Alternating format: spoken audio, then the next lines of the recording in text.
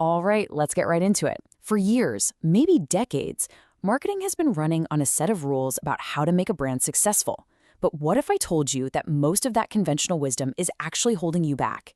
Today, we're going to tear down some of those old beliefs using the science from Byron Sharp's incredible book, How Brands Grow. I know, it's a huge question. It sounds a little crazy, right? But the data, the actual science, suggests that so many of the strategies we swear by are based more on myths and gut feelings than on hard facts. So for the next few minutes, let's just agree to challenge everything we think we know. So here's the fundamental issue that Sharp points out. Marketing often acts like an art form, when it should be acting more like a science. Think about it. We wouldn't want a doctor just winging it. But in marketing, we've been relying on these untested ideas that just get passed down from one generation of marketers to the next. And this quote just hits the nail on the head. It's such a powerful analogy. For 2,500 years, doctors, smart, well-intentioned people, believed that bloodletting cured diseases. It didn't. In fact, it often made things worse. That's the real danger of operating on myths instead of evidence.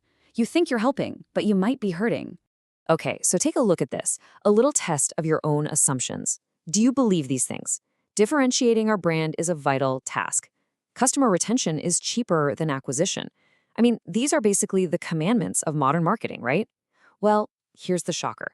The scientific evidence shows that most of these are just plain false.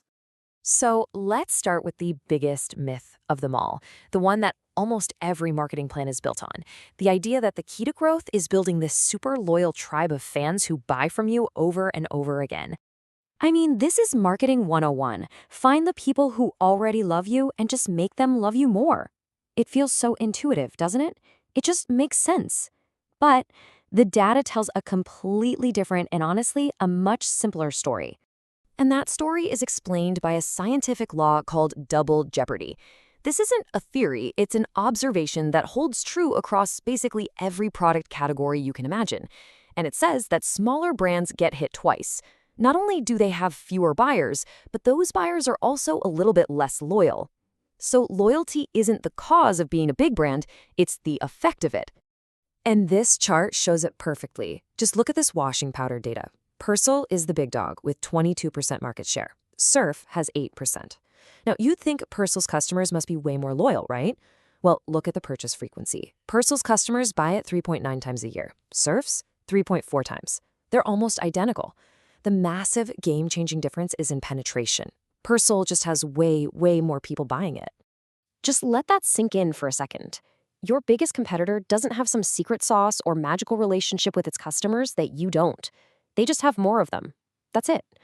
So focusing your entire strategy on squeezing more loyalty out of your small customer base, that's a losing game. Okay, so if the whole loyalty playbook is out the window, what's the right move? Well, let's look at what the evidence says is the actual real secret to growing your brand. This is it. This is the one question every single marketer, every CEO should be asking themselves. If the old map is wrong, we need a new one. And here's the answer. It's almost disappointingly simple. The single most important driver of growth is getting more buyers. And we're not just talking about any buyers. We're talking about reaching the huge number of light, occasional customers who might only buy from your category once or twice a year. That's where the volume is. And this slide really sums up the whole paradigm shift.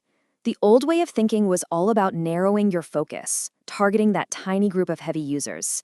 The new, evidence-based worldview is about smart, sophisticated mass marketing, making sure absolutely everyone in the category knows who you are and can buy you. And if you need more proof, here it is. This is an analysis of hundreds of ad campaigns. The ones that aim to increase penetration, overwhelmingly more successful. We're talking more than twice as likely to see huge jumps in sales and profits. The strategy just plain works. Okay, so we have our goal, penetration. We need more buyers. Fantastic. But how? How do we actually do that? Well, it all comes down to building two critical assets for your brand. Here they are. Number 1, mental availability. This just means being easy to think of. When someone is in a buying situation, does your brand pop into their head? That's mental availability. And number 2, physical availability, being easy to buy.